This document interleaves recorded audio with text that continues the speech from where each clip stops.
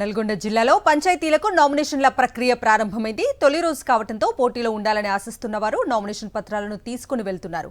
మరోవైపు పార్టీలకు అతీతంగా జరిగే ఎన్నికలు అయినప్పటికీ ప్రధాన పార్టీల నేతల మద్దతు ఎవరికి ఉండనుందో క్లారిటీ వచ్చాక నామినేషన్ల ప్రక్రియ వేగవంతం కానుంది.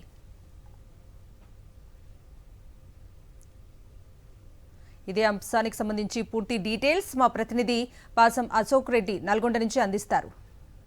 2 ఏళ్ల తర్వాత స్థానిక సంస్థలకు ఎలక్షన్ నిర్వహిస్తున్నటువంటి నేపథ్యంలోనే తొలుత జెడ్పీటీసీ ఎంపీటీసీ ఎలక్షన్ నిర్వహిస్తారని చెప్పేసి అంతా భావించినప్పుడు కూడా ప్రస్తుతం సర్పంచ్తో పాటు వార్డు మెంబర్లకు కూడా ఎలక్షన్ నిర్వహించాలని చెప్పేసి రాష్ట్ర ఎన్నికల సంఘం నిర్ణయించినటువంటి నేపథ్యంలోనే మొత్తం 3 విడతల్లో ఎలక్షన్ నిర్వహించాలని చెప్పేసి కూడా ప్రకటించినటువంటి నేపథ్యంలోనే తొలి విడతకు సంబంధించి డిసెంబర్ 11న జరిగేటువంటి ఎన్నికలకు సంబంధించి ఈ రోజు నుంచి నామినేషన్ల ప్రక్రియ ప్రారంభమైంది. 29వ తారీఖు వరకు కూడా నామినేషన్లు స్వీకరణకు గడువు ఉన్నటువంటి నేపథ్యంలోనే 30వ తారీఖు నామినేషన్ల పరిశీలన ఉంటుంది. ఆ తర్వాత నామినేషన్ల ఉపసంహరణకు డిసెంబర్ 3వ తారీఖు గడువు ఉన్నటువంటి నేపథ్యంలోనే ఆశావాహులు ఎవరైతే ఉన్నారో గత 2024 ఫిబ్రవరి 2వ తారీఖున స్థానిక అంటే సర్పంచ్ పదవి కాలం ముగిసిపోయినటువంటి నేపథ్యంలోనే ఎప్పుడెప్పుడు ఎలక్షన్ నిర్వహిస్తారా, ఎప్పుడు పోటీ చేద్దామని చెప్పేసి చూసినటువంటి ఆశావాహులు నామినేషన్లు వేసేందుకు సిద్ధమవుతున్నటువంటి పరిస్థితి కనిపిస్తుంది. ప్రధానంగా చూసుకున్నట్లయితే నల్గొండ ఉమ్మడి జిల్లాలో మొత్తం 73 మండలాలు ఉన్నటువంటి నేపథ్యంలోనే 1782 గ్రామ పంచాయతీలు తొలి విడతగా చూసుకున్నట్లయితే 630 గ్రామ పంచాయతీలకు ఎలక్షన్ నిర్వహించేందుకు ప్రస్తుతం అయితే అధికారులు అయితే అన్ని ఏర్పాట్లు చేసినటువంటి పరిస్థితి కనిపిస్తుంది. మనం నల్గొండ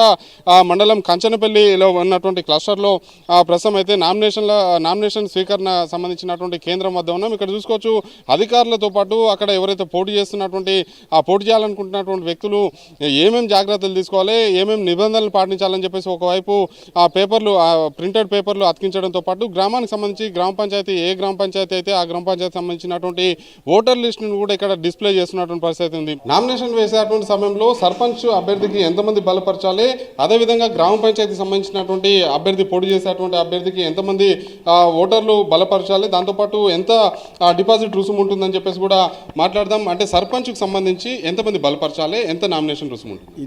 ఇద్దరు క్యాండిడేట్స్ కావాలి. సర్పంచ్కి ఏమో మనం 2000 రూపాయలు, జనరల్కి అయితే 2000 రూపాయలు, ఎస్సీ ఎస్టీ బీసీకి అయితే 1000 రూపాయలు కట్టాల్సింది రుసుము. అదే వార్డుకి అయితేనేమో ఇద్దరు బలపరచాలి, 500 జనరల్కి, 250 ఏమో బీసీ ఎస్సీ ఎస్టీకి రుసుము ఉంటుంది సార్. అది అంటే క్రిమినల్ కేసులు ఇవన్నీ కూడా అందులో చేసే సర్టిఫికేట్ తీసుకురావాలి, క్రిమినల్ కేసు నో సర్టిఫికేట్, ఆస్తుల వివరాలు కూడా మనకు కావాలి. మనకి జనరల్ అయితేనేమో 2,50,000 ఖర్చు పెట్టాలి. అది అకౌంట్లో కొత్త అకౌంట్ ఓపెన్ చేసి దాంట్లో ఖర్చు చూపించాలి. అదే మళ్ళీ బీసీ ఎస్సీ ఎస్టీ అయితే 1.5 lakh ఉంటుంది. అది వార్డుకి అయితే 50,000 ఉంటుంది, 30,000 ఉంటుంది. ప్రధాన పార్టీలు తమ పార్టీలో పనిచేస్తున్నటువంటి నాయకులనే అభ్యర్థులుగా నిలబెడుతున్నటువంటి నేపథ్యంలోనే ఏ పార్టీ మద్దతు ఇస్తున్నటువంటి వ్యక్తులు గెలవబోతున్నారనేది కూడా ఆసక్తి అయితే కలుగుతున్నటువంటి పరిస్థితి ఉంది. నేను శ్రీనివాసరావు, పాసం అశోక్ రెడ్డి, సాక్షి టీవీ, నల్గొండ.